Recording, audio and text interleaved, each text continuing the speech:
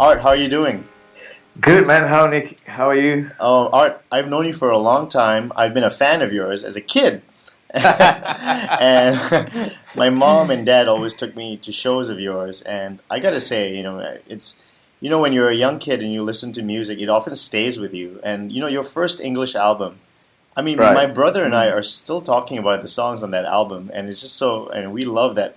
We can quote lines from the album. It's unbelievable. So That's nice. That's nice to know. Yeah. and yeah. actually, talk about that album. You re-released it recently, right? Yes. Yeah. What happened was, the album is it's self-titled. It's called Art Fazil, and it was released by Pony Canyon Records, Japan, in 1993. That's right. Yeah, and then a couple of the songs became quite like local radio favorites, like Sometimes When I Feel Blue, Anything for You, and Everybody Else. And Yeah, I know these songs. and obviously over the years, then somewhere in late 90s, 98, 99, Pony Canyon kind of like stopped operating in Singapore, and then I kind of lost touch with what's going on. And then about a couple of years ago, I managed to got in touch with the former general manager of Pony Canyon Singapore, Jimmy Wee. Wow. And then through him, I managed to find a way of acquiring back the rights to the masters of my album. So what happened there? So you wrote all the songs basically, right? And you. Now when I went to Berkeley, I took a legal songwriting, song rights for music and everything. So you were always the songwriter? Did you own the rights to the music, or how did that work? Yeah, Was it just the sound recording? My first few songs were when I was just starting out. It was mainly under Warner Music Singapore or Warner Chappell Singapore. Then I got a bit clever because I was reading up on the music business. Yeah. And I thought I should retain all the rights to my songs. Right. And I think from 1990 or 1991 onwards, all the songs that I wrote came under my own publishing. Right. And so all the songs that I've written, from the whole of the English album, the songwriting, the publishing rights, it belongs to me. So I'm the songwriter and the publisher of the songs. It's fantastic. It's just that the recording of the album was financed by the record label, so they own the masters. I see. So they own the sound recording. Right. So I couldn't release the CD again without some kind of deal or permission, with the label. So I managed to, in fact, acquire the rights to the album, and it's now I fully own the album. That's fantastic. Master recordings, and obviously the publishing rights. Yeah, and for the audience, I gotta say, that's like, if you want to hear Singapore, like just the best Singapore, it's one of the best songs. I mean, some of those songs, I went to Berkeley. I've been exposed to a lot of music around the world. Some of the great songs some of these songs, man. I mean, I'm telling you, you have that touch when it comes to writing things that can resonate. I love it. Yeah, and thank you. Talk a little bit about songwriting. I mean, right. It's a craft, and you've obviously worked on it for a very long time. Well, before, just in case the listeners are quite curious, you can go to Spotify, and then you type in Art Fazil, and then you get a list of all the songs that I put online. So Spotify, iTunes, you've got all the stuff. So of my early works, the English album, some of the more recent ones as well, and of course my latest single, which is Play Like Fandi, right? Which is put out about 2 weeks ago. Yeah. Speaking of so Play Like Fandi, which is the new record, I've heard it. It's a lot of fun. It's a lot of fun, and it looks. Yeah. Come on, you must have had a ball shooting that. Yeah. Well, let's go back to your question about songwriting. Yeah, I think I'm more of an old school songwriter, so I kind of work. My influences are the Beatles, Rolling Stones, James Taylor, and all that. So it's more of that kind of verse, chorus, bridge, chorus. Right. The hook. There's a craft to it. Now, were you conscious of that? I'm very curious now. So you signed on with Warner Music Publishing as a staff songwriter. That's pretty prestigious in music because they trust you to be able to write hits. Now, what gave you the credibility to get that gig? I think it was, I don't know, it was just, I think partly it was because the songs that I was writing was being recorded by our rock star, Ramli Sarip. Oh, that's a big name for our Yeah, listeners. so I was kind of this new kid, I was about 18 years old or something, yeah, doing my A-levels, and then I bumped into him at Warner Music because I was sending in my demos. At that time, I was just recording stuff at home and sending in my demos. And then my demos were rejected, but on the way out, as I picked up my demo tape, I bumped into Ramli, and Yeah. then, obviously, I was thinking like, I couldn't be just saying hi to him then and let the moment pass. So Right. I kind of figure how, in a way, it's a way of marketing myself. I mean, you got to have that hustle, right? Yeah, I kind of hustled my way in by saying, I said, because he's a rocker and he's got a new career as a solo artist because he was with the band Sweet Charity before. So what happened was instead of saying just hello and shake his hand, I just like, oh, I have a couple of rock songs that you may like to hear. Would you like to listen to them?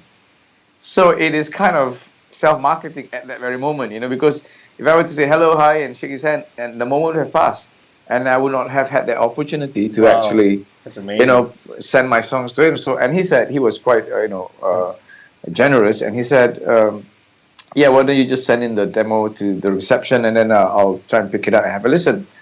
And as I speak to you right now, that moment is still playing in my head. It's a recollection of the exact moment. So it was somewhere Can you around. describe that meeting with Warner Music Publishing when you're signing this contract? It was like kind of incidental. In a way, it was like, right, since you got your song, because Ramli's with Warner Music, so the songs that I've written is going to be recorded by a Warner Music artist. So automatically, they would like to have a share or a slice in the publishing. So in that way, it kind of a backdoor way of getting into this whole songwriting publishing deal thing. And I obviously after that I kind of continued to support Ramli with more songs, and he was producing other acts as well. So that kind of gave me added on to the catalog.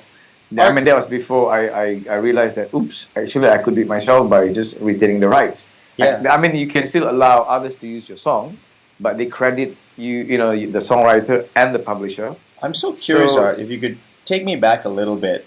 Did you ever have a mentor? Were you ever self-taught? I mean, did you teach yourself? How did you get into writing? Did you get a book? Were you surrounded by writers? What happened there? The truth is, when you learn the guitar, I mean, that was my first instrument. What happened was, a lot of my friends were playing lots of covers. The thing was to play exactly as how it should sound, like how it sound on cassette, on tape, the right chords, and all the right key and whatnot, and singing with the exact pitch of the original singer. Right. And I was handicapped. I couldn't do it. I had problem in terms of trying to copy like a Scorpion song and sing it exactly like it is. Those songs are very high.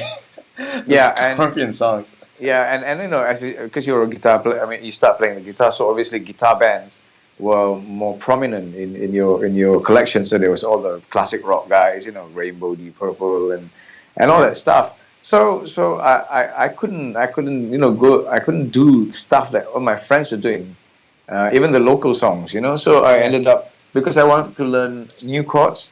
So I invented songs or tunes or chord progressions that could allow me to practice those chords. For example, if I wanted to learn, the F chord, I will go from like A minor to F, or from C to F, and just keep playing that, and just so that I can do the bar chords and all that.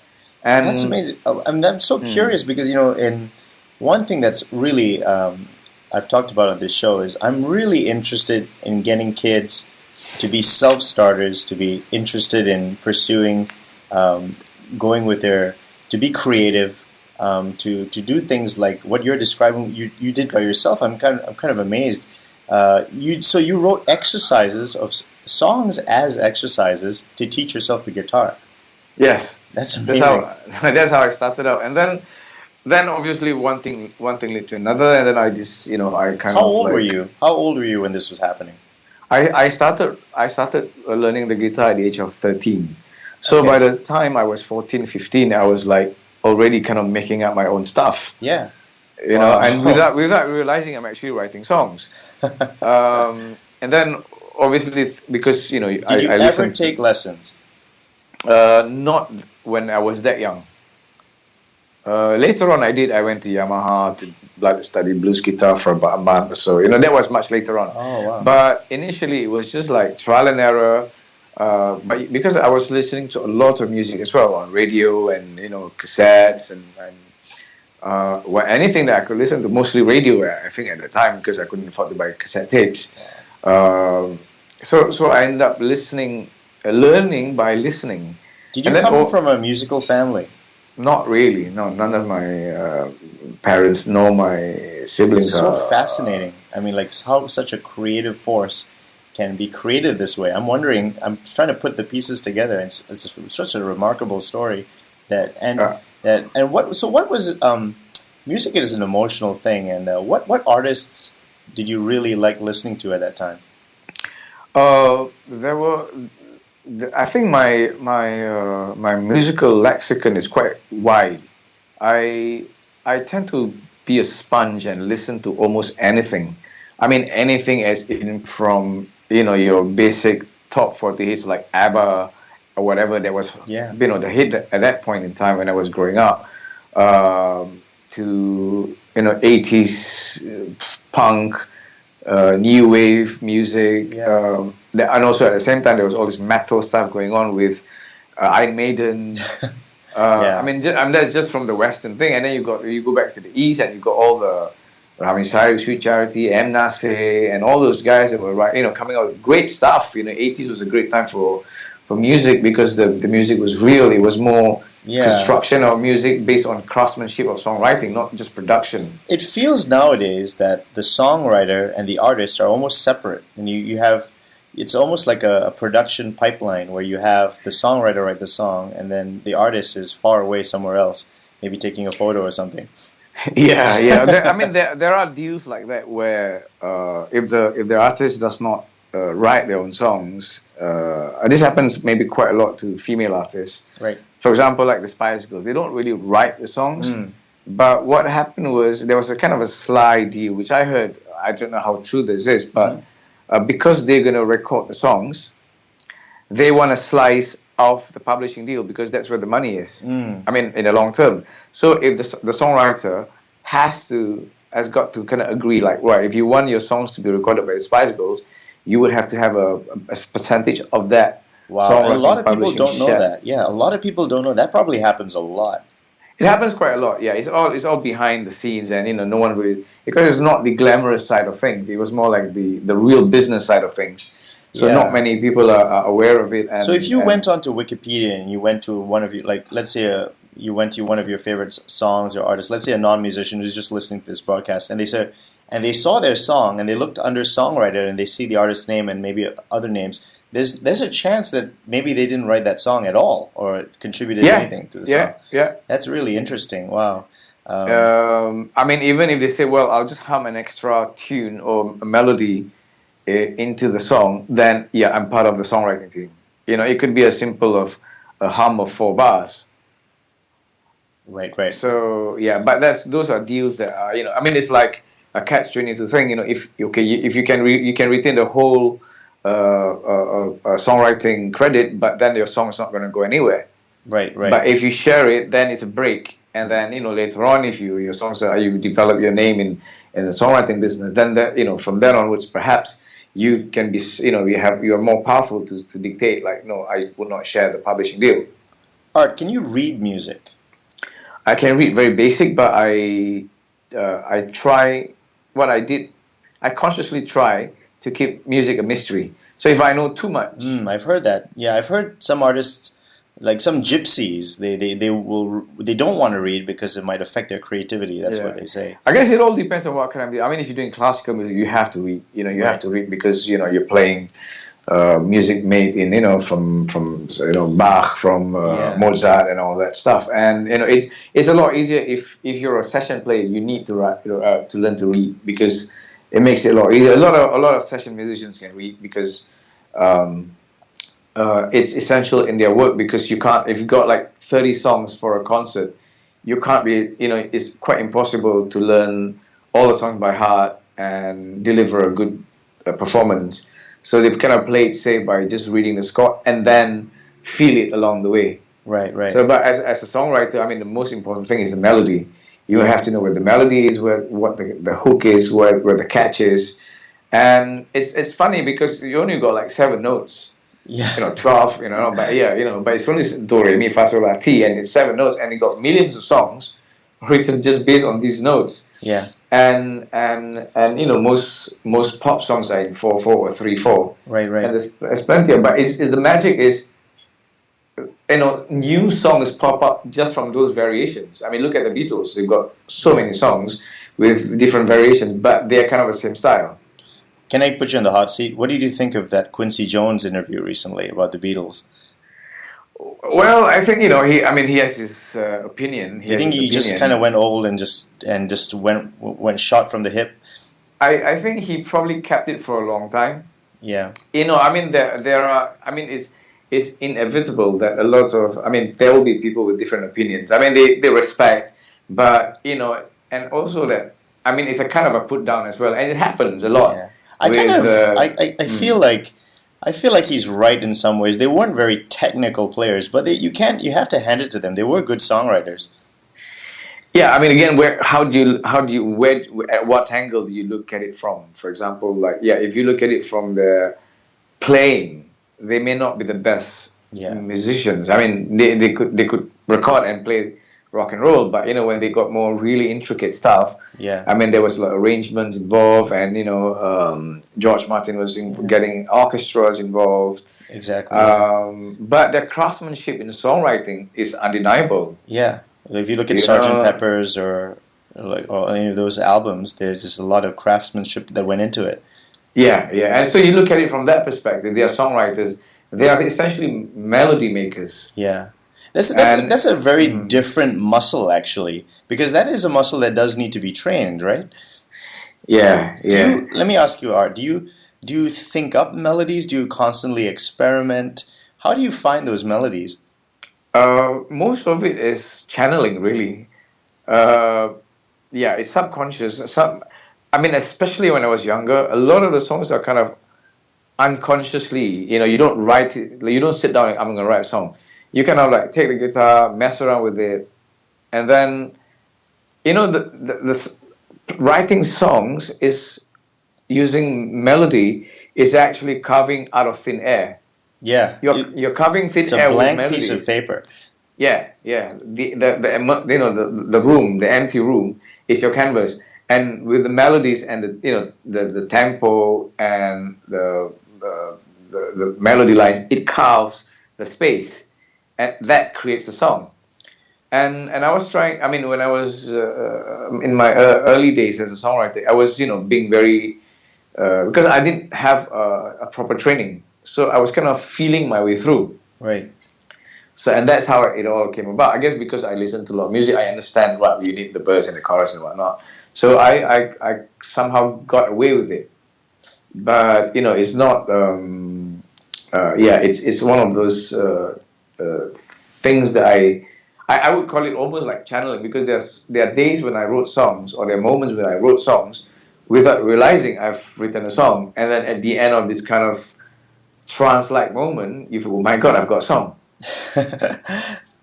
I'm wondering, how are you? Reading is a completely different topic, but knowledge of music, chords, harmony. How well versed would you say you are in the theoretical aspect of the song, like the motion of chords and? I think I'm more. I follow melody lines and whatever the melody takes me. So I'm not defined by chords. Right. You're a melodist. Yeah, so because the melody is not defined by chords, because the chords frame the melody. Right. So the melody has to be free first, and then you kind of like. And there are days when I just hum a tune into a cassette recorder, or a phone nowadays, and then try to find the corresponding chords to it, because that is a lot freer. What app do you use to record your ideas on your phone? Just a regular iPhone recorder. That's amazing. I mean, it's good enough. It's clear enough. You what did you do? What did you have to do last time when you before the days of the iPhone? Just cassette, sort of small portable cassette recorders.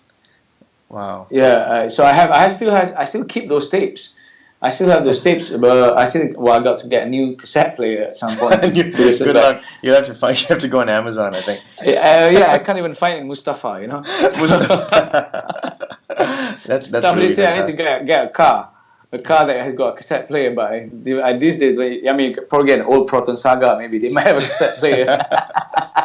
Now let's talk about your favorite songwriters. Who are models that when you think of a top songwriter, you think that guy has it just absolutely top of the top.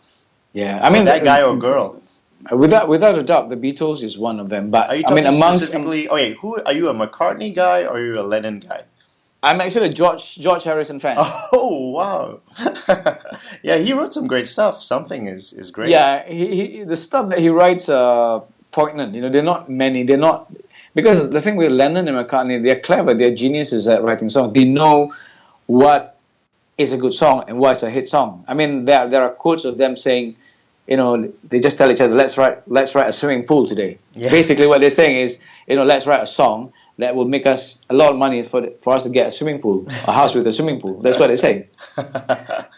So they kind of knew, and because pop music was very new then as well, from late 50s and 60s, they kind of invented the genre, themselves. They and the Beach Boys and previously those guys from Tin Pan Alley and the blues musicians and all that. So it was kind of still fresh, and there's a lot of mystery, and they were trying different harmonies, and you got the Beach Boys with harmonies, Crosby, Stills, Nash and Young working out that kind of folk rock stuff, Yeah. So the world was a bit more innocent then. Now everyone's, they got the right apps, you can harmonize your vocals, you can change, tweak. I mean, the world's gotten a bit too clever. Yeah. And that kind of, it loses the spontaneity. So it goes back to the issue of there's so many songwriters in one song, because they are kind of maybe feeling confident. What if we add another writer and it may become a bigger hit? Yeah. Yeah, things like that. To your point of song, I just recently saw that Irving Berlin, that great that the guy who contributed a lot to the Great American Songbook, he did White Christmas, he did a lot of classic songs. Apparently, he played, when he was composing, he had a piano that was and he was only composing in the key of F sharp with the black keys. And if he wanted to get a different key to compose, he had this special gadget, or it was a transposable piano, so he could only play in the key of F sharp. So that he was writing his songs. If you can picture this in, I guess, the 20s or 30s, he had his method, and then he just stuck to that method, and it was really productive. It's interesting. I mean, I didn't know about that. So yeah, it's interesting information. Yeah. But also the fact that it's on F sharp, and F sharp has got a very special range of frequency to it that it kind of gives a special, I don't know what, to the song, because it's not sitting in the regular A minor or G minor, or it's F sharp or F sharp minor. It's somewhere that it's not a familiar ground. So it's not got so a bit common. Your song, that classic song, Sometimes When I Feel Blue, that's an E flat or something. It's some flat key, right? I think it was in E flat. It was in E flat. Yeah, if I'm not wrong. Oh. Yeah, it's. I mean, I had to do it because obviously to suit the range of, because I have quite limited range, and there are certain chords or keys that I can't reach, whether it's higher or lower. When I was a kid, you hit those high notes. It was like, whoa, this guy, good singer, good singer. Well, we try, but yeah, I mean, the thing also I kind of understood my own limitations. So you kind of work within your limitation. So you're saying sometimes when I feel blues, E flat, because did you consciously think of the highest note and then plan the song accordingly? No, not really. It was all subconscious. It was more like, does it work? Does it sound right? Yeah, I think it sounds just about right. It's more by feel. Absolutely. Wow, that's. I'm so interested that you're so focused on all the elements that make the song work. I think that's really something that a lot of people don't really think about when you think about a song. You just think, oh, especially students, when they look at a song, they're like, oh yeah, this song is like this progression, it's this bunch of chords. But there's so much to the arrangement. There's so much to what goes on, to how you play what instrument is going to play what chords. I mean, it's not just. I mean, anybody can simplify a song that you hear on the radio, but that actual arrangement is a lot of work, right? Yeah. I think there was a great quote I heard from, I can't remember who it was, but it's very true. The quote is what the person is saying is that nobody walks down the street humming down an arrangement. Yeah. That's so true. Yeah. Yeah. So the melody again, then you build. The melody is the main thing, and you build around it. You build the arrangements. What about rhythm? How important is rhythm to you? Rhythm is equally important according to what the song is. So I do try and find a. Are your melodies? Do you try to make your melodies rhythmic, or do you think in terms of just the contour of the melody? What's more important? I think the contour of the melody is more important than actually working with it. The rhythm is it's something that carries the melody. Yeah. But songwriting has changed a lot since maybe even late 90s. Yeah. When songs started to become more rhythmic. And this got a lot more heavier when funk and hip hop gets into the mainstream music. So when Prince came on with When Doves Cry, without the bass line, just dum ta ta dum ta cha boom, and that's the hook of the song. Is the rhythm. Yeah. And if you listen to a lot of the hip hop stuff now, it's a lot of Prince in there. I hear a lot of whatever they're doing now. Prince has done it. And are you a big fan of Prince? I'm a massive fan of Prince. I've got all his cassettes I want sell him to me, because for some people who don't know why Prince is so good, why is Prince so good?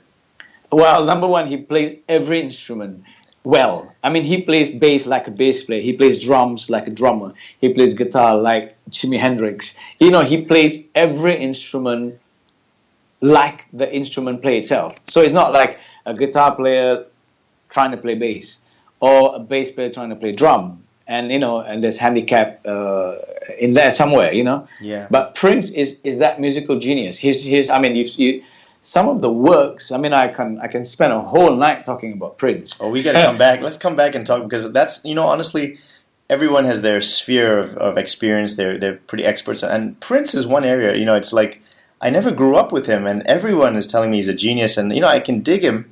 Maybe I need you, Art, to get you can be the guide, for a lot of people. Yeah, you can do a Prince anniversary on his one of his birthday or his day of his death, anniversary of his death or something. Yeah, but it was quite shocking that he died, quite insane at his creative peak. He was doing a tour, and obviously he was suffering from a lot of pain. He was taking some prescriptive drugs that affected his his life. I mean, it was upsetting, but and he's got so much. The guy is married to music, right? He's got vaults. Not talking about like a hard disk of music. He's got vaults of tapes of proper albums that's recorded, because he spends day and night just recording. He's got, like, when he was at the peak of his career, he had a studio engineer on standby in his Paisley Park studio, and he would come in at 2 a.m. in the morning. Let's record a song. Wow. Yeah. Wow. So I mean, yes. Back to my influences. I listen to almost everything, and so obviously when you listen to Prince, you will hear references of James Brown, and you go like, who the hell is James Brown? And then you kind of like, okay, let's go stand a bit and backtrack a bit and go like, James Brown. And then you go like, but then someone said Terence Trent D'Arby sounds like soul singers from the 60s, like Sam Cooke, what's maybe? his name? Sam Cooke. Yeah. Sam Cooke. So you go like, who's Sam Cooke? And then you go like, Sam Cooke is gorgeous. That voice is unbelievable. And Benny King and all those guys, the soul singers in the 60s, Yeah. So you kind of, and that's how I kind of enlarged my understanding of music, just by listening. And I used to buy a lot of music magazines, and just read and just follow what's going on. Yeah. I mean, this is Western pop music, so I kind of listened to almost everything that was available. So amazing. And just I was not prejudiced against any music. I mean, I may not like certain music, but I do listen. Oh yeah, absolutely. There's some music I absolutely hate, and I think that's totally okay. And you can not like music, and that's totally fine. That's really totally fine. Yeah. I mean, I tell kids that I teach, I say, look, you can not like something. That's totally fine. That's what makes you you, and that's great. You know what I mean? Yeah. But just be respectful, and everybody's got their thing. So I was lucky that I was exposed to a lot of music, and from the East and the West. And I was even at one time listening to Chinese opera. I found a cassette. I was listening to something that reminded me and it was in London. I found this old tape, and we've got like Chinese wayang opera music, and I was listening to it, and we're like, yeah, I've heard this stuff when I was a kid living in a kampong, So it must be said, you've played almost everywhere. Let me ask you a question. Name me one memorable place that you performed that the gig was a really memorable gig. It would definitely be the Kashmir Club in 1999. I was back in London. It was not the Kashmir Club. My friend Tony Moore, who's he was from the band called Cutting Crew. Yeah. They had a song called "Heart, I Just Died in Your Arms Tonight." So anyway, he started the songwriting club in London. And he got all these guys coming down the record label, the publishers, different songwriters, and I saw Katie Tunstall before she got signed. Wow!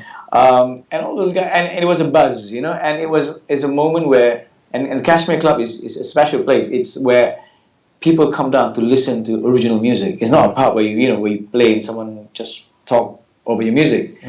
It was more like we came down to listen, and it was nice because it was perfect. I met a lot of musicians, songwriters, made a lot of good friends, and interesting characters, and it was a special time, that one. And obviously there were many different gigs. I can't believe I only have you for a limited time. It kills me. Oh man, I could talk to you all night.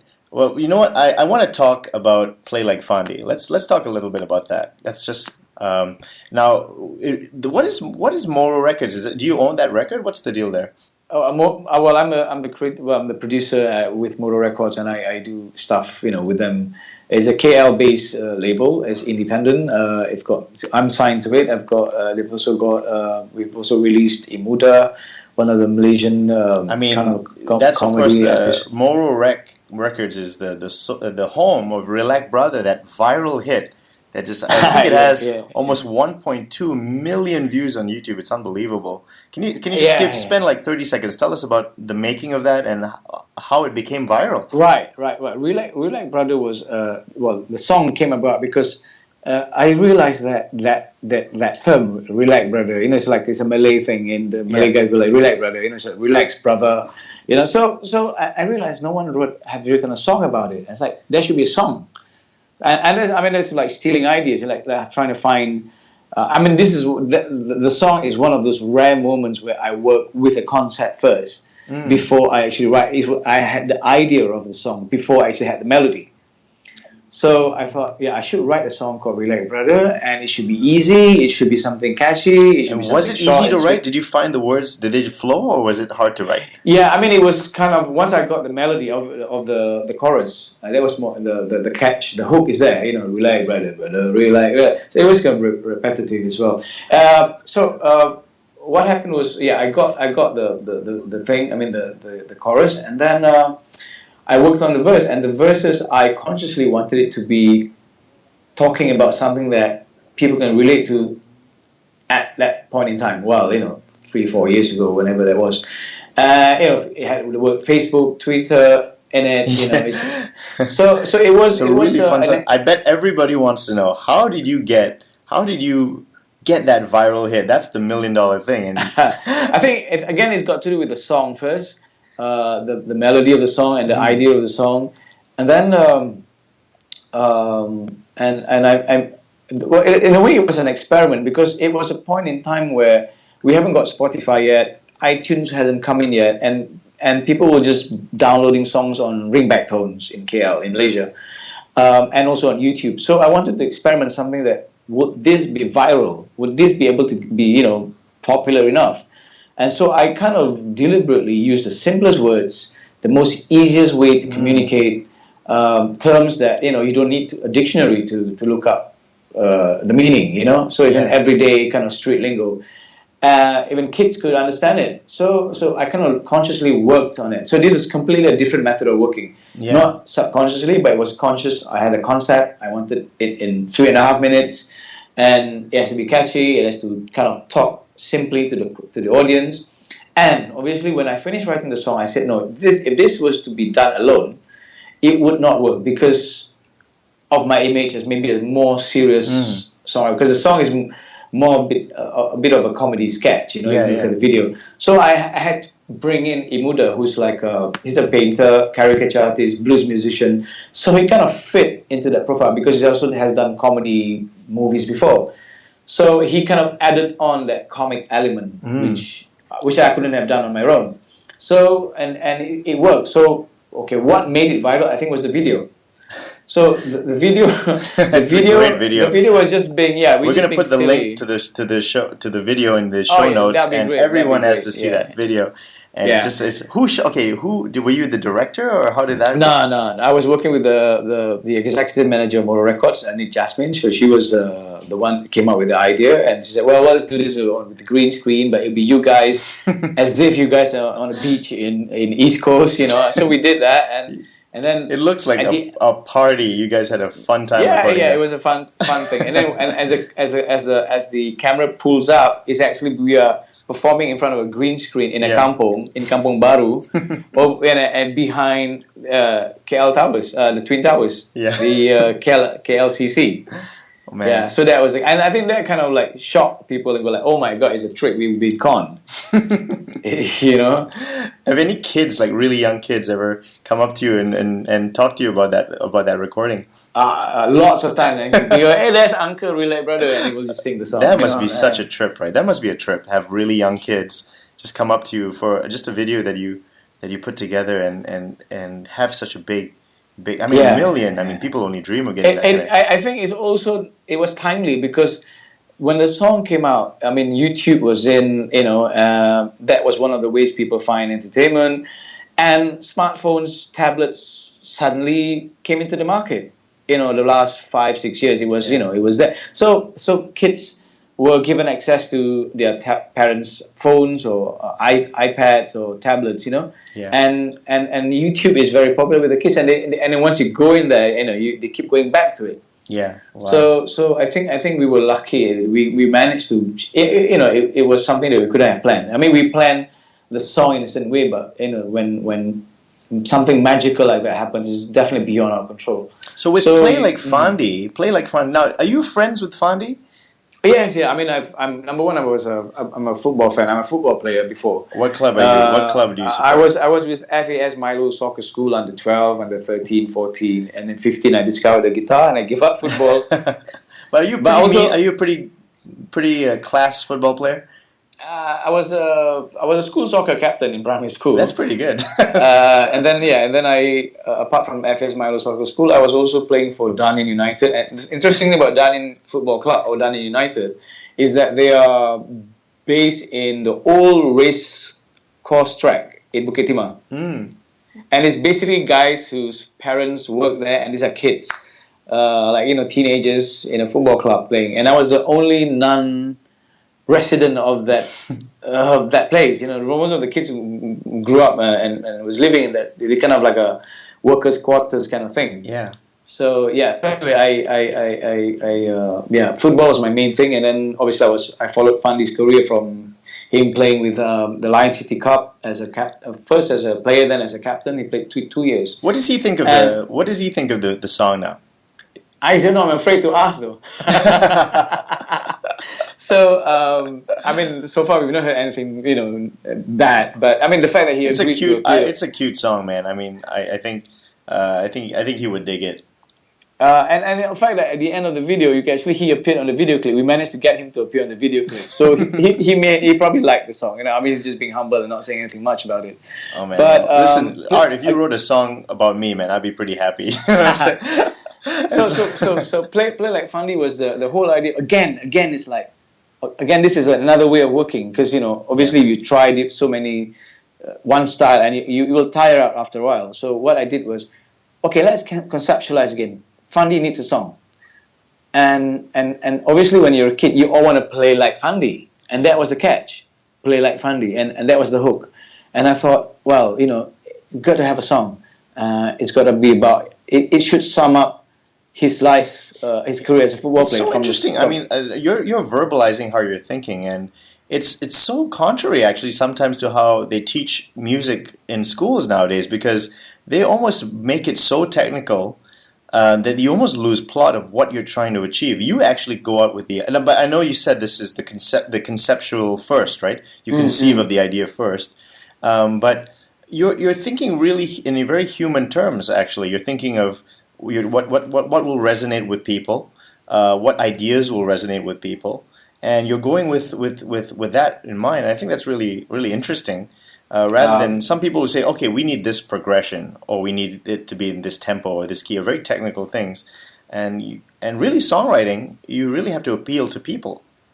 Yeah, I mean, if you're writing for the masses, if you're going for the mass market, I mean, this is essentially what pop music is. I mean, especially in this day and age, your profit margin is so small that you need to go for larger audiences. Yeah. But obviously, you have to do it in a clever way that you don't lose your soul. Yeah.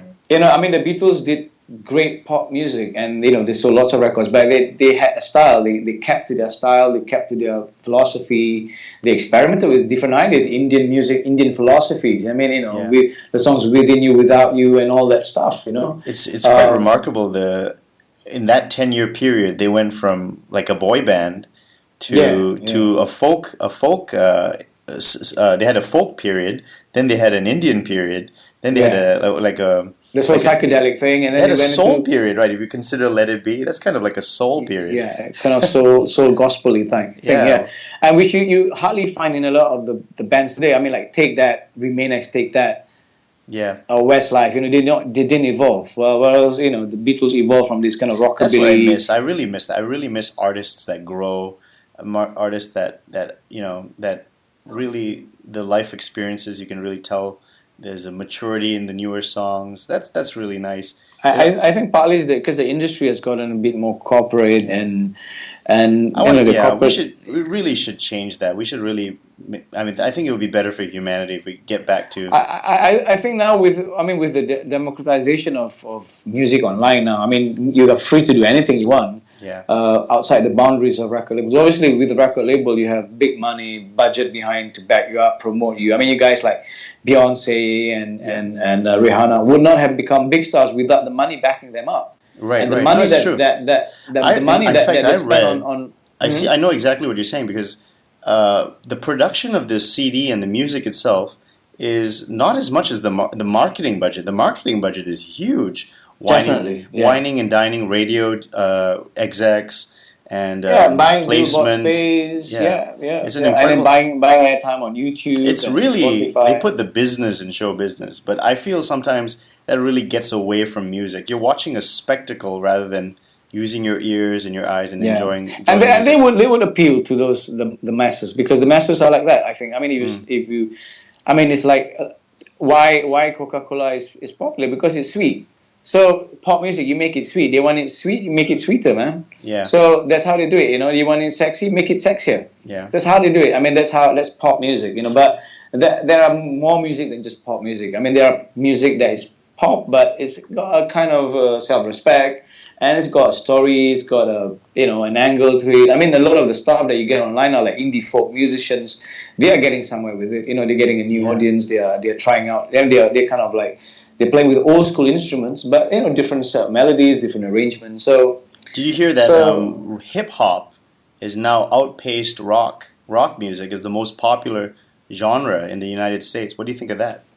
I think, yeah, I've read about that as well. It is quite interesting to see because this whole hip hop phenomenon has definitely changed the landscape of pop music itself. Because I know you can't get a song that's a hit song that hasn't got a rap bit in it. Right, yeah. And so it's someone I was reading about Paul Simon, and he was talking about that music is becoming more rhythmic, and that's why he experimented with African music in 1997. Graceland, what a great album that was. Graceland, yeah. So you see, fantastic. at that point in time, and if you look at Paul Simon's work, at that point in time, he wasn't melodic; he was rhythmic, because he saw that there was going to be a change in the trend. Yeah. And I mean, he's a clever guy. He's he knows his stuff. So, and true enough, you hit the Graceland was 87, 88. So, in 90s, the whole rock thing, but the hip hop was coming in strong. And it got really big with, in the new millennium. And obviously with new digital technology, recording, you can record at home. A lot of guys with a beat and a rap and a story of a life story to tell could make a record. Man, this is easy, because we could spend an episode on Paul Simon. I'm pretty sure. Yeah. I mean, perhaps you could do stuff with legendary writers and. What do you think of Dylan? Do you like Dylan? Dylan is not as accessible as Neil Young. I can appreciate. I do listen to Dylan, but he is an American folk singer. I mean, if you're an American, you probably understand him more. Yeah. Obviously he has his fans around the world, but he is a bit of an elusive character because you can't really pinpoint him down. I saw him live once, and he played everything upside down. I mean, what I'm saying is he kind of turned the popular songs inside out. For example, he didn't play it like the record. Basically, he did like some different version. Yeah. For example, all the times they are changing. He goes, all the times they are changing, and you go like. I don't know if I like a concert like that. I mean, man. Yeah, but he was doing a Picasso. He was doing a Picasso. Was, I mean, Picasso could paint a nose like a nose, a hand like a hand. Yeah. But he could paint a face like a face. But no, he will do cubism and kind of put the nose on the side of the face and the eyes on the other side, and and that is his style. I mean, he's his father of modern painting. Yeah, I can appreciate the lyrics. I know my dad. My dad loved Dylan, but I couldn't get. He tried to get me into Dylan. I liked melody. I liked Beatles. I liked the music. I needed to hear like really interesting melodies and music going on. It was hard for me to get into Dylan, but I liked the energy behind it. Yeah, Dylan's strength is in the ideas behind the song. If you listen to like a Rolling Stone, all that, and it's just like songs like All Along the Watchtower. It's like there's a mystery, there's a mystique to it, and that's where the strength. And I mean, he got his Nobel Peace Prize for literature, because of his songwriting lyrics. Yeah.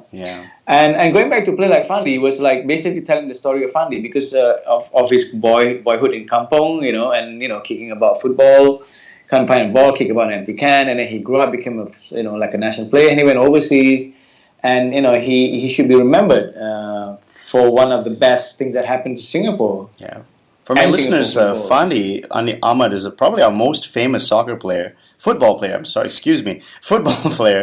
in Singapore, and he really was at the height of his popularity. I mean, he was just a national figure, just really in Singapore, a very important national figure. It's a song like a tribute. It's like, I mean, his glory days, but he's now a coach. Yeah. But it was more like my take on my hero, soccer hero, my football hero, and the idea behind it again is like, what should the music be? And again, it's based on concept. Football, Brazil, samba music, and so you didn't play like Fandi. It's me doing samba music. Yeah. And then there's a little twist there. If you listen to the flute, it's actually an African flute. It's a sampled African flute. Yeah. And I just thought I'll just put that in because his wife is from Africa.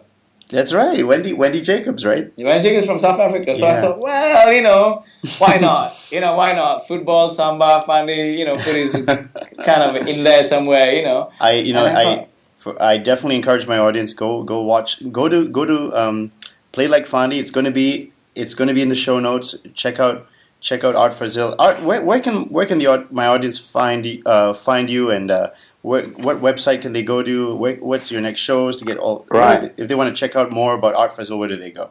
Well, you can go on Instagram on my name, Art Fazil, ART_Fazil, FAZIL. I'm on Instagram and also Facebook, Art Fazil Music. Or just Google up. You'll throw up some website as well. If they my Google .com you, they will find you. Yeah. My .com is being developed now. So, but with Facebook and Instagram, you kind of like, and that's where the action is, and you kind of like more active on that side. So I do post up my gigs, my recording of my stuff, obviously next gig and all that. Okay, awesome. But also do check out Karma Head on Facebook, because that's my band, which I work with my friend tabla player Bobby Singh and flute player Hafiz. So that's kind of a world music thing. You go to YouTube, you type in Karma Head, you get about 3 or 4 videos of us playing at festivals. So that's my other thing as well. I'm working, apart from my solo stuff that I'm working on, I'm doing this kind of world music, kind of Indian raga, Qawwali meets blues and folk. Nice. Sung in English. Yeah. But definitely, we'll put a link. We'll put the links in our show notes.